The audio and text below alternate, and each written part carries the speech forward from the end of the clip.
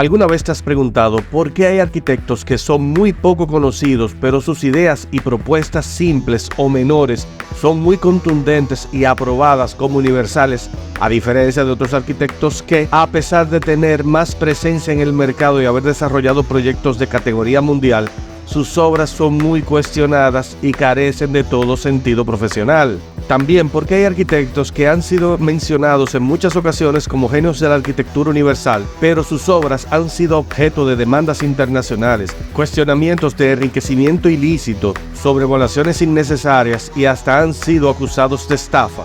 Porque hay arquitectos que han desarrollado proyectos que parecen increíbles como si fuera un sueño, sin embargo, nunca han recibido un reconocimiento de alta categoría por sus aportes a la arquitectura mundial, y otros han sido reconocidos hasta por hacer un pequeño proyecto que parecería insignificante delante de otros. ¿Qué sucede con estas aparentes incoherencias argumentales que insinúan que no existe un diálogo consolidado entre lo que es buena arquitectura y mala arquitectura? Si te has preguntado esto, es porque debes tener la misma preocupación o inquietud que muchos otros hemos tenido en algún momento cuando hablamos de arquitectura. En este video vamos a hablar sobre las etapas de un arquitecto, desde su inicio en la profesión hasta la consolidación de su filosofía, que podría ayudarte a comprender mejor por qué tenemos arquitecturas que sí y otras que no, buscando entender en qué etapa de la vida de un profesional de la arquitectura nos encontramos para entender de una vez por todas todo el rollo de la crítica y el análisis que nos permite saber el porqué de todo este embrollo argumental. Te invito a dar like, compartir y suscribirte a nuestro canal, aparte de poner tus comentarios en la caja de comentarios, y vamos a este video. Analízate esto.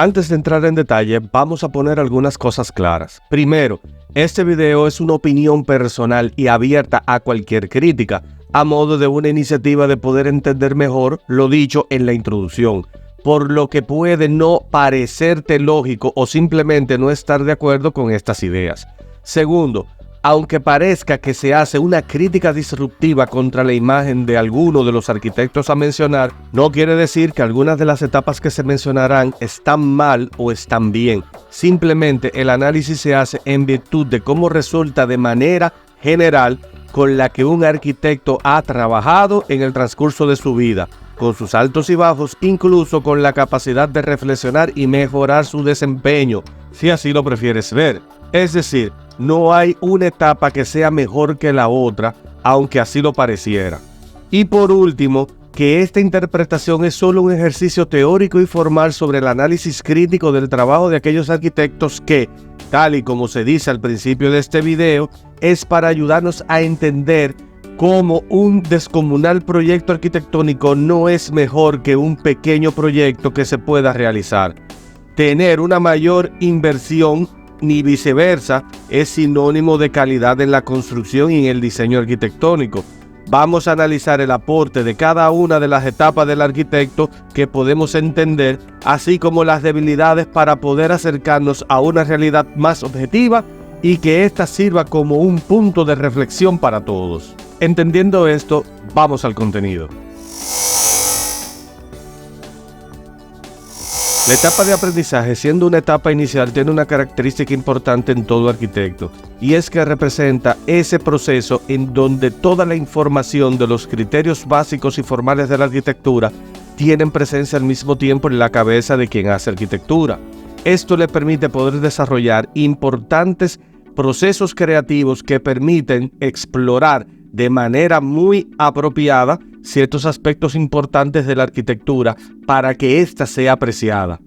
Esto hace que toda arquitectura que entra dentro de este proceso de aprendizaje hace que aquello que se quiera hacer ver es lo que tiene mayor importancia. Es decir, las cualidades visuales de la arquitectura son las que ganan protagonismo porque son las que inicialmente todo arquitecto aprende a manejar.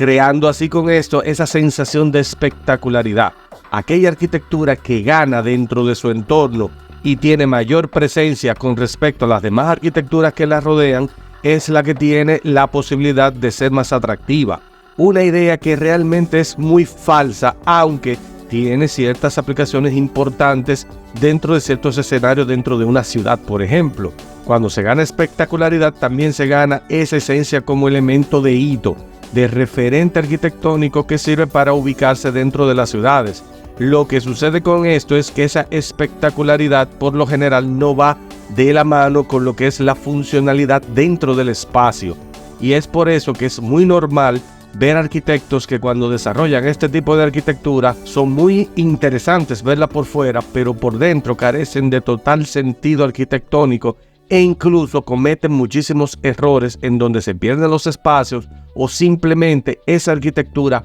pierde completamente esa espectacularidad con el paso del tiempo, porque aparecen otras que le van quitando el escenario en la medida en que las ciudades se van desarrollando.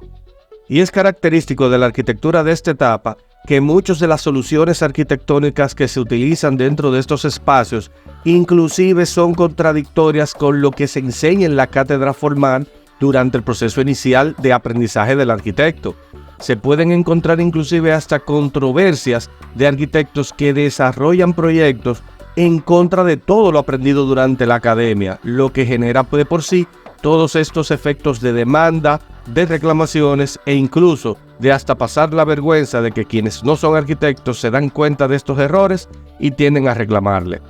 Por ejemplo, el arquitecto Santiago Calatrava se ha caracterizado de tener mucha espectacularidad con sus proyectos en las ciudades donde se realizan. El problema que viene luego es cuando se intenta en el paso del tiempo mantener estas edificaciones porque tienen problemas con los materiales o simplemente los sobrecostes que desarrollaron durante el proceso de ejecución porque no se tenía claro realmente por qué se debe de hacer este tipo de arquitecturas y sus soluciones por lo general tienen problemas graves de desarrollo. Así también como hemos visto que ha ocurrido con el arquitecto Sáenz de Oiza, que en España desarrolló proyectos habitacionales de gran importancia que visualmente tienen una espectacularidad increíble y son íconos de las ciudades en donde se han construido. Sin embargo, los residentes y dueños de estos apartamentos han hecho críticas sin ser arquitectos que le sacan las lágrimas a cualquiera que haya estudiado arquitectura, porque se han cometido los errores fundamentales que se corrigen desde la academia a aquellos que empiezan en una etapa inicial a hacer arquitectura, llegando al punto que los residentes, sin ser arquitectos, han hecho reclamaciones al mismo arquitecto que parecerían que le están dando clases de arquitectura. Obviamente hay un rechazo hacia las críticas directas que se hace a este tipo de arquitectura por parte de los arquitectos que la reciben, obviamente argumentando que ellos sí son profesionales más que otros. Es una etapa muy inicial en la que este tipo de errores son normales de ver. El aprendizaje y espectacularidad son las dos herramientas fundamentales para todo proyecto arquitectónico, pero que si no se toman de la mano con otros procesos que veremos más adelante, el resultado es este tipo de arquitectura.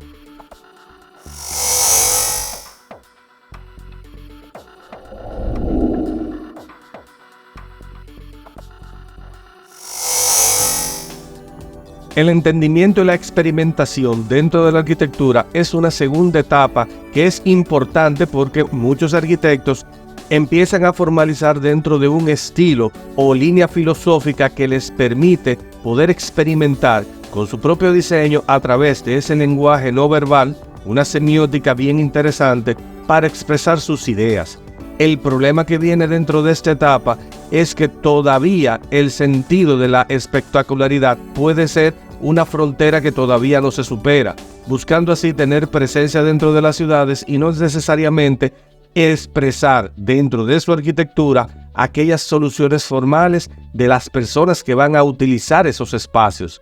Aquí viene entonces una parte importante a entender dentro de este proceso. La experimentación permite, dentro de su modalidad pragmática, poder conseguir ideas que en lo adelante funcionarán para nuevos proyectos. Y eso hace precisamente que este tipo de arquitectos que están dentro de este proceso de entendimiento de su propio trabajo puedan desarrollar ideas importantes que una va replicando y mejorándose con la otra.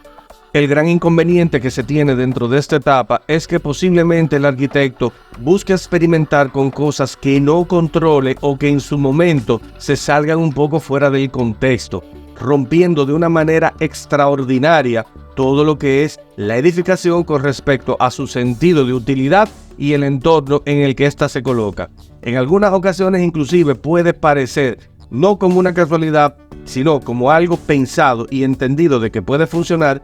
que incluso hasta encaje de una manera totalmente abrupta pero necesaria dentro del esquema urbano en el que se encuentra. Lo que sucede es que cuando se explota demasiado esta parte sin tener un conocimiento de entendimiento amplio, los otros proyectos que se realicen se cometan exactamente los mismos errores y esos contextos urbanos no funcionen de la misma manera. Aquí podemos encontrar el caso del arquitecto Frank Gehry, que es reconocido mundialmente por sus arquitecturas deconstructivistas, pero también tiene una parte que ha sido muy controversial durante el desarrollo de su profesión, ya que toda arquitectura que se hace con la intención de romper dentro de su entorno urbanístico no necesariamente recibe la misma intención de aceptación como lo tienen en otros arquitectos esa misma arquitectura. El caso del Museo Guggenheim de Bilbao, diseñado y construido por el mismo arquitecto Frank Gehry, tuvo muchísimos problemas en su inicio, aunque se entendía de que romper contra el contexto de una ciudad que iba a acoger el espacio del museo y que en su momento no era una ciudad que entendía qué era lo que estaba sucediendo con la incursión de esta nueva edificación en su entorno, le produjo muchísimos problemas al arquitecto, aunque al final se le dio la razón porque a nivel de entendimiento y experimentación fue un buen resultado, pero no ocurrió lo mismo con los demás proyectos arquitectónicos que este arquitecto desarrolló. Aunque tiene gran reconocimiento internacional y se le reconoce no solamente por los premios que ha recibido, sino también por ser un precursor de uno de los estilos más importantes de la época contemporánea, hay que entender que todavía dentro de ese proceso arquitectónico se cometen muchos fallos porque la forma tiene muchísima mayor importancia que las funciones y el ahorro del material dentro de su proceso arquitectónico, lo que dificulta el que se puedan utilizar las soluciones creativas que se usaron para el primer proyecto en un proyecto futuro porque no necesariamente estas soluciones encajen de la misma manera. Incluso se pueden hasta desechar porque posiblemente el próximo proyecto no sea para nada algo parecido a lo creado anteriormente. Aquí se corta entonces el proceso del aprendizaje dentro de la cadena del proceso creativo y de la etapa del arquitecto, lo que dificulta mucho que pueda pasar a una siguiente etapa.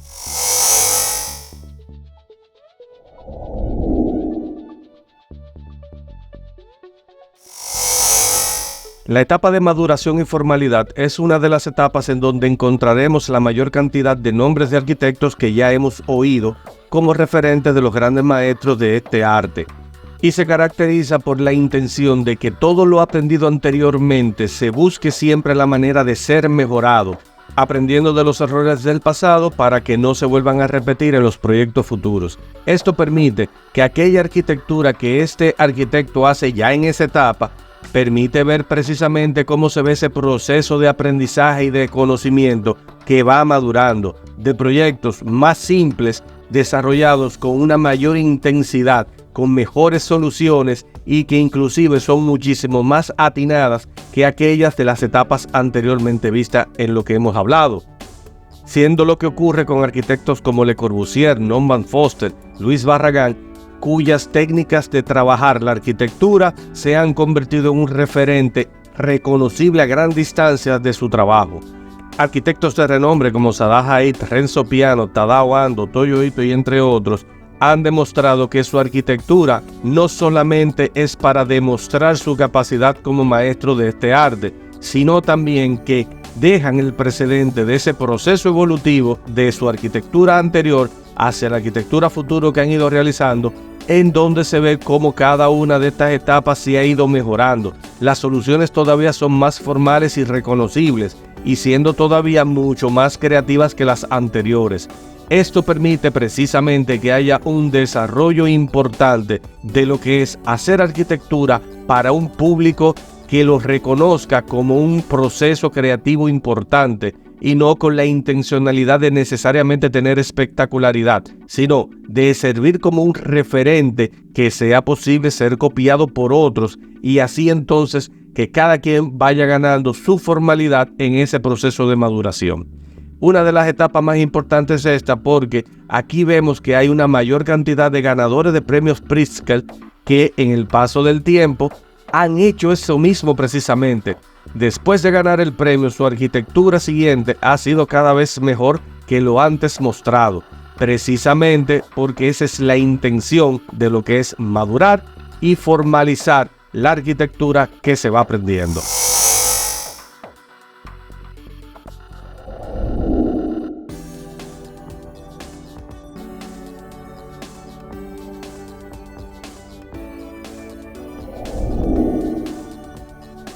La trascendencia o satisfacción plena es la etapa donde el arquitecto ya no solamente hace arquitectura con la intención de enseñarle al mundo lo que es capaz de hacer, es que ya no le interesa tanto el protagonismo, ya no le necesitan en el sentido de crear la espectacularidad o definir una formalidad de cómo se debe hacer arquitectura, sino que hacen arquitectura con el propósito de resolver realmente problemas sociales a nivel de escala importante, de desarrollar arquitectura que tenga la intención de ir más allá que el simple encierre del espacio, sino también que quieren entregar un mensaje que llegue a puntos más importantes todavía. Es el caso de arquitectos que ya son recurrentes en nuestro canal y lo hemos mencionado mucho, como Mario Botta, cuya arquitectura no solamente muestra espectacularidad en un momento determinado, sino que son soluciones muy sutiles las que utiliza dentro de su espacio. Oscar Niemeyer, que desarrolló proyectos arquitectónicos que no tenían la intención ni siquiera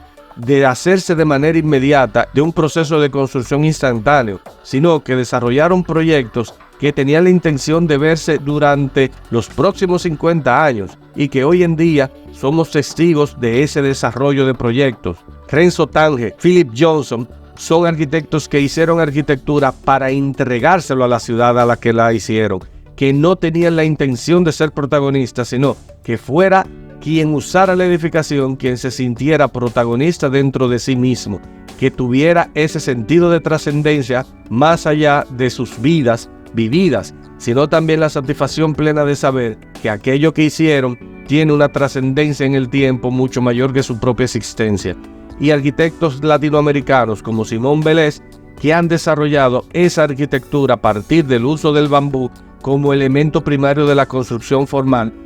buscando la forma de hacer entender la capacidad que tiene la arquitectura de integrarse en la naturaleza y de que a través de la espectacularidad que tiene su proyecto también veamos la otra cara, es que somos parte de la naturaleza y la arquitectura también así se debe de ver. Si consideras que hay otras etapas de la arquitectura en el proceso de desarrollo profesional de un arquitecto, te invito a que las compartas y que comentemos de una manera interesante, hagamos un debate y veamos la importancia que es entender en qué momento te encuentras si eres arquitecto, y es importante ver que como arquitecto o arquitecta veas en qué etapa te encuentras para que empieces a hacer una introspección y una reflexión personal de lo que debes de hacer para hacer arquitectura que llegue a estos puntos. Aquí se responde lo que habíamos planteado en un principio. ¿Por qué hay arquitectos que nunca ganaron un premio Pritzker? ¿Y por qué hay otros que haciendo arquitectura muy sencilla, retando al sistema, han llegado más lejos que otros? Cuando aún así no se entiende si no tienen esa espectacularidad haciendo lo que hacen otros que son más del escenario público que dentro del mismo proceso creativo de introspección personal. Y esto es importante para nosotros saber en qué calidad profesional nos encontramos. Espero que el video te haya gustado. Como siempre te digo, comparte, da like, suscríbete a nuestro canal, comenta siempre para nosotros seguir creciendo como canal y poder entregarte más análisis como este. Nos vemos en el próximo video. Analízate esto.